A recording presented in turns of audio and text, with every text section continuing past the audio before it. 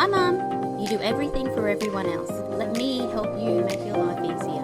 Quick, short information to make you empowered and remind you why you are so important. Because if you don't know what's on the menu, how can you choose what's right? Hi, I'm Alina, Director of my private practice supportive therapy, and everyday Aussie mum trying not to lose my biscuits and my kids. As a mental health professional, I'm here to share my secrets so no other mother feels alone or powerless. Knowledge is power, and I want you to be powerful. Think of it like I'm your mindset coach through all of this. Everything is backed by science and psychology. I believe in you, and I want you to be the best version of yourself. To be happy and to feel in control, you need to be mentally strong. Hello, my name is Alina, and welcome to Mentally Strong Mum. So this session we're going to be having a look and understanding about codependency, enmeshment, and emotional contagion, contagion, contagion, right?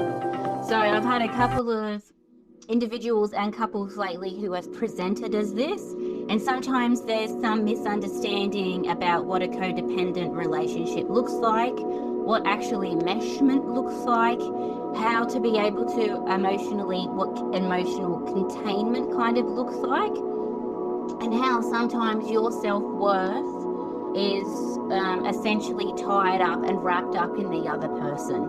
So how you may not have a lot of internal validation, internal worth, know who you are internally, and when you're in this relationship dynamic, you get your self-worth and your validation externally from your partner. If they're in a good mood with you, you then feel good about yourself. If they're in a bad mood, I feel like I need to fix it or I've done something wrong. If they're giving you the silent treatment, I panic and I have to figure out how to be able to resolve that, right? So understanding, and especially our last podcast, we understood what secure attachment is when you're the secure partner with an avoidant partner or an insecure partner, okay? So this is just a further understanding of what these terms kind of look like, right? So sometimes when it comes to emotional containment and enmeshment, when we're, right? The metaphor kind of feels like this magnet, illustrate how one person's moods mirror their partner's mood. So if they're happy, then I'm happy. If they're sad, then you know what I mean? It's this classic pattern of emotional enmeshment, right? And how this dynamic, because you're essentially dependent on that codependency, dependent on the other person and their mood and their energy, this dynamic drains your energy and highlights the interconnectedness of partner emotions, especially in stressful relationships. Because if we were both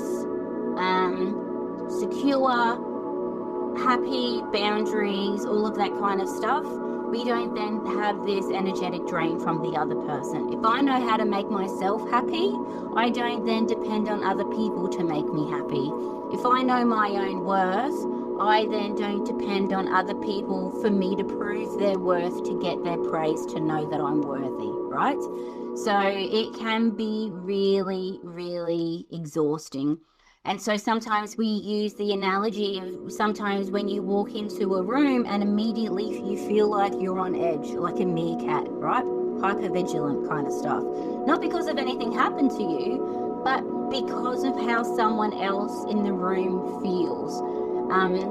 It's not just sensitivity, it's emotional contagion and how it can be a symptom of emotional enmeshment, right? And if I was talking to, hypothetically, a sound healer, sound healers work with frequencies and vibrations. When you're happy, you're at a happier vibration. And when you're around someone with a high vibration, they're good, they're fun to be with, and they're wonderful.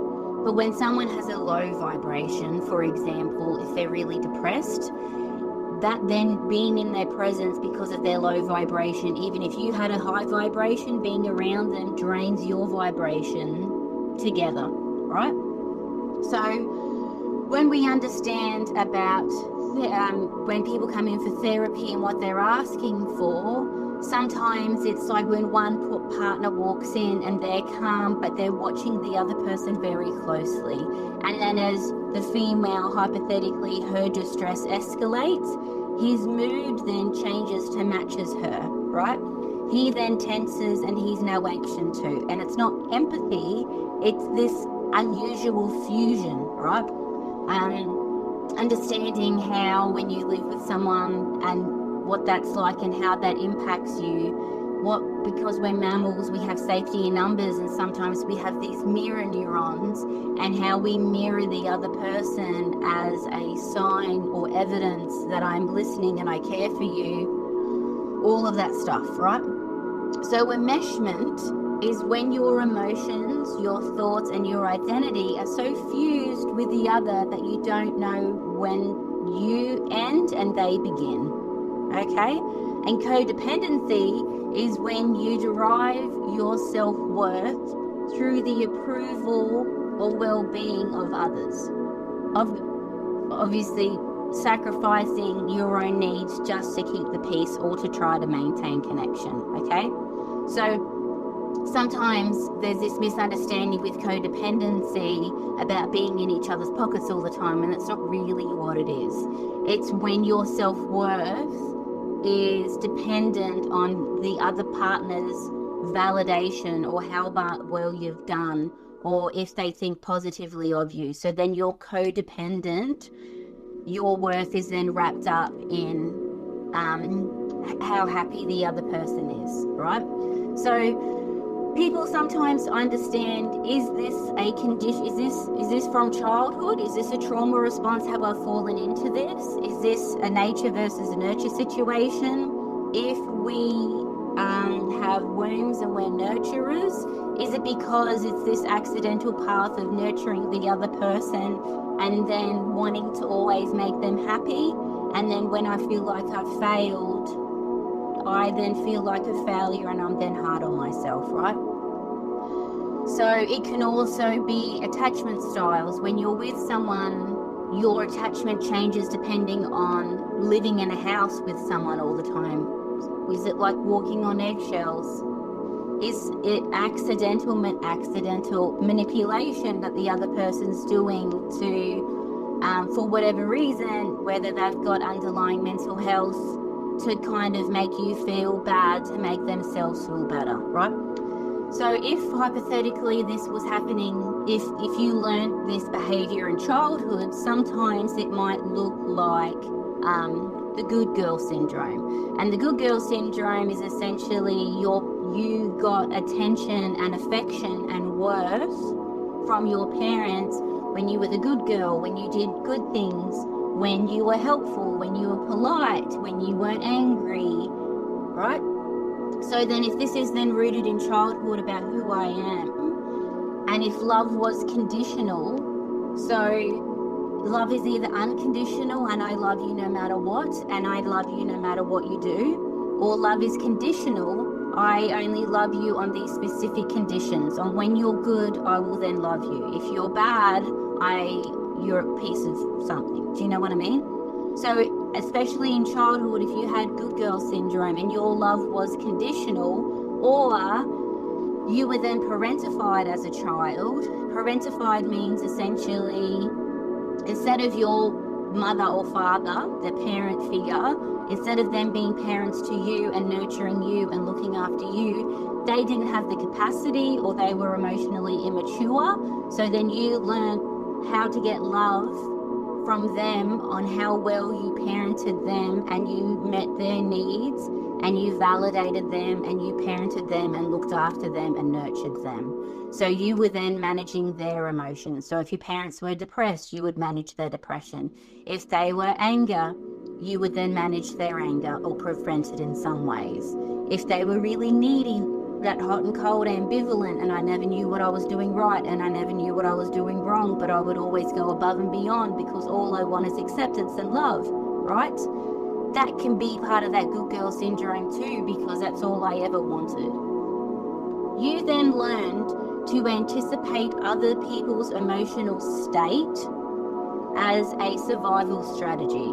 So you're then this meerkat because you're able to anticipate and understand if someone's face has changed, or if they walk, or I can hear them walking down the hallway, or they walk like they're angry. Geez, I've got to get out of here. Or, oh, no car, So you're able to, because you're hypervigilant like a meerkat. Hypervigilance, remember, is the quickest way to exhaustion. When you're really hypervigilant, you're able to see everything, right? So if your emotional safety depended on how someone else was feeling, of course you're going to be a master at reading their mood. Do you want me to say that again? If your emotional safety depended on how someone else was feeling, of course you're going to become a master of reading their mood, okay? Because that is then wrapped up in your worth. So when we look about this magnet, right? When your partner is in a bad mood, it sticks to you like a magnet, right? Their stress becomes your stress. Their overwhelm becomes your shutdown, right?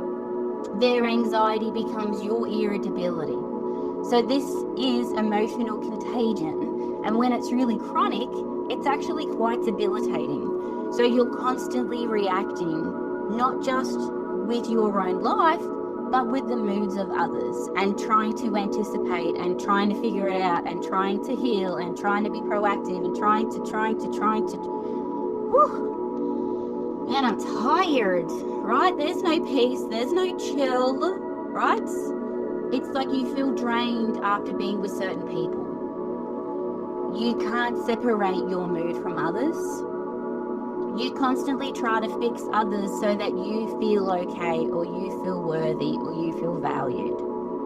You walk on eggshells just to keep the peace. And that's what we said in the last episode. When you're the secure, you learn to put their needs above yours. You then learn to self-silence. It's just easier that way. And then when they're happy with you, then you feel worthy, right?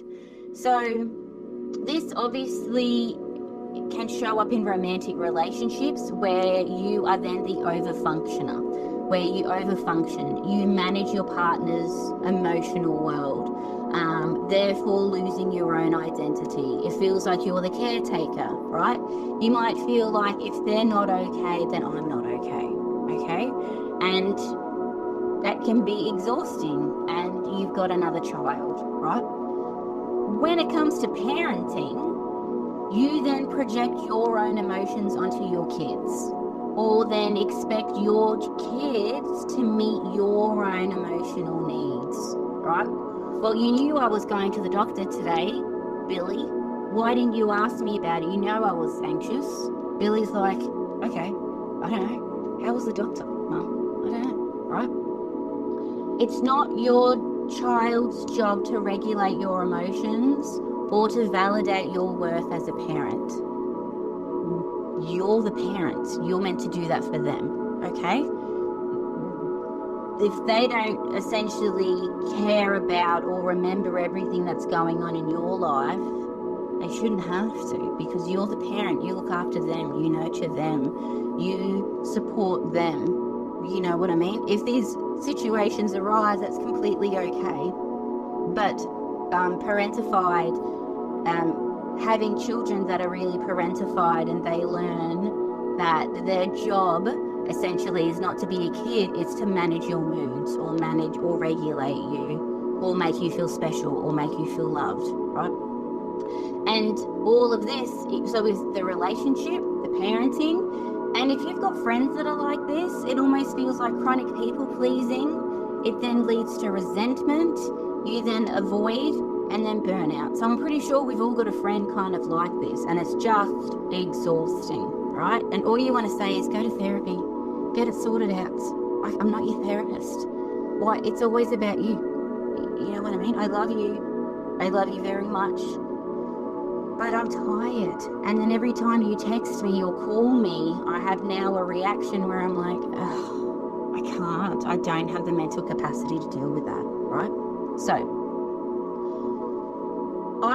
when you want to then understand, be compassionate to yourself and validate yourself, remember, internal validation, maybe I tend to emotionally fuse with others. maybe I do that. Maybe I realise now I've just been triggered by everything Alina has just said. And I realise that I was probably had good girl syndrome and parentifitis. And now I see that in my romantic relationship. Oops. And I think I'm repeating that in my kids. You're just learning this now for the first time. At least you're learning it now and not in another 10 years. You know what I mean? There's no shame. We look at everything with curiosity, okay? Where there's no judgment here. It's better that you're learning this now than not knowing at all. And, so have compassion for it. Whoopsie, I didn't realise I was doing that. Jeez. Now at least I realise who I am, how my identity is wrapped up, and where my worth comes from. And maybe I should start working on having secure attachment with myself, okay? So, when we're able to name it and understand it without shame, without putting yourself down, right, without judgment, look at it with curiosity. So then now, I'm realising that I'm feeling something, and, okay. So, first step, separate it. How are they feeling? Name it. Cool. That will be easy for you. How am I feeling? That will be difficult for you, because if you have always been conditioned to figure out how everyone else feels, or to read faces, or to read body language, and you're an empath or whatever that looks like, you're always understanding external and who they are, but you haven't actually spent the time or had the luxury to understand yourself internally. So when you say, how am I feeling? Sometimes that's a very, very difficult conversation to actually drop into your body and notice what's happening and what you're feeling, right? When someone else is upset, can you sit in discomfort while letting someone else feel upset without rushing to fix it? If they're upset, just chill. It's all okay. You don't need to fix it. It's not your stuff. Their stuff is their stuff. My stuff is my stuff. I can sit with them without having to fix it. Remember what we learned in that last one? Just noticing with curiosity what's happening to your body, and if you're actually uncomfortable and you need to make it go away, right? So when we have a look at boundaries, you can have boundaries with other people. You can have boundaries with your own mind. You can have boundaries with even things like finances. You can have boundaries with your kids, right? When it comes to energetic boundaries, right, instead of feeling like a helium balloon, your boundary is stop, balloon, ground yourself, put your feet on the earth, and then ground yourself energetically by saying things like, it's their feelings, not mine. I can hold compassion without holding their pain. All right? It's not my job to fix them. It's not my job to fix everything. Right? Just being able to get back in your body, regulate, exhale for at least 4 seconds, and then you start to rebuild your identity. So what do I want today? What's important to me right now? Right? If this is triggering me, what do I need to calm myself down? Right? And what am I actually feeling in my body? So, obviously, monkey see, monkey do. So, enmeshment can be passed down. So, if you learned that from your mum, and that was normal and healthy in your family at home, that the dad would always bloop, and the mum would always meet his needs and manage his emotions and whatever, right? Maybe that's why you're doing what you're doing, because monkey see, monkey do, that was normalized in your household. So enmeshment can be passed down. And if you want your children to have healthy relationships so they don't go through this, let them have their own emotions without needing to make you happy. Model saying, I'm okay sometimes, even if you're not around your kids. Because if you're not, they're going to get worried. They're going to try to manage your moods, right? Maybe if you can't do that, just ask for a simple hug, but it's not their job to kind of fix you, right? Show them that it's safe to say no, that they're allowed to have boundaries with you, even if you're their mum, okay? And if they want to take space, or if it's too much, and if they can't be there, or if they want to play whatever, let them do it, right? Teaching your kids, especially if you have a parentified kid or a hypervigilant kid, sometimes even a neurodiverse kid, right? Teaching your kid, I'm the adult, you're my child. I'm the one that's meant to be here for you. You're not meant to be the one that's here for me, okay? Child, you are not responsible for my mood, and I'm not responsible for yours. I'm allowed to feel how I feel, and if I'm upset, that's okay, and I will fix that on my own. If you are upset, you're my son or you're my daughter, Billy can be female and male. You're my child, Billy. I want to be there for you and help you get through this so you can learn. I'm an adult. If I'm upset, I'm allowed to feel how I feel. It's not your job to, right? We can support each other with respect. So then you're helping your kids learn in a healthy way that I'm allowed to feel what I feel. If I'm upset, I'm allowed to be upset. It's not their job to fix you. If you do want to cuddle, that would be beautiful, but let me kind of figure it out on my own. If they're upset, of course, come to me. Let me help, let me be there, even if I sit next to you without saying something, so that you don't feel alone, okay? So we're all allowed to feel differently than the people that you love, okay? You are all allowed to put your emotional well-being first. Remember all of those sayings, put your oxygen mask on first. You've got to be able to recharge your own batteries and recharge your own cup, because if you're completely empty all of the time, you're going to fall apart, and then you just, right? You're allowed to have boundaries, even with your kids, even with your partner, even with your own mother, if these are like recurring themes in adulthood.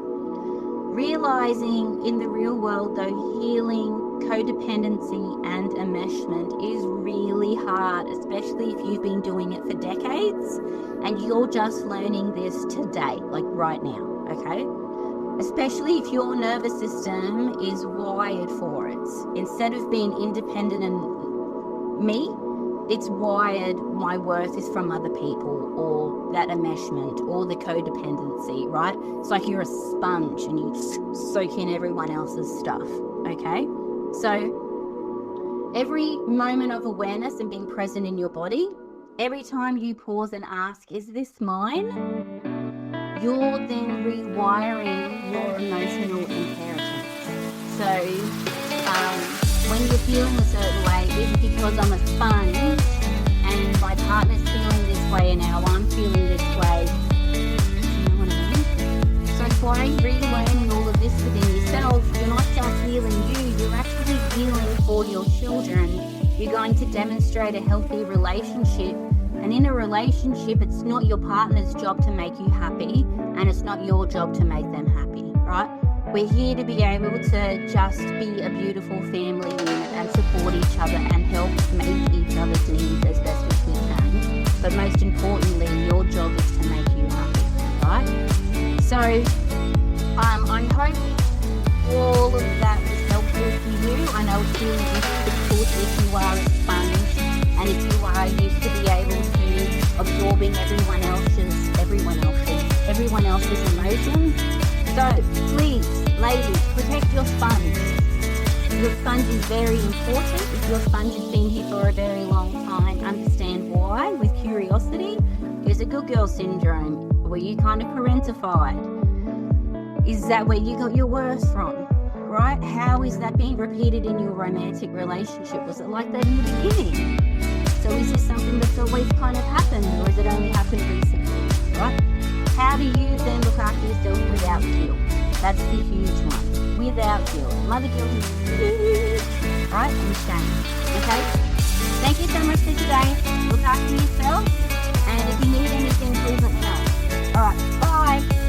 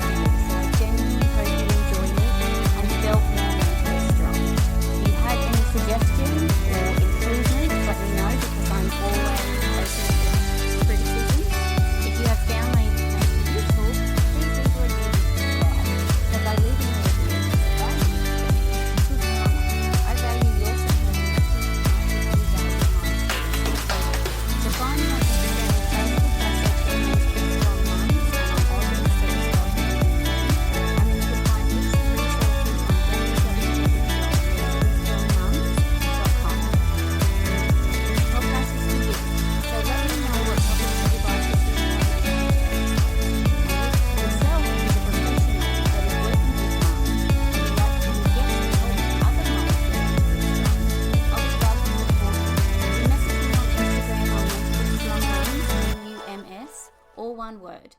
Thank you so much for your time. Have a wonderful day, you beautiful mum.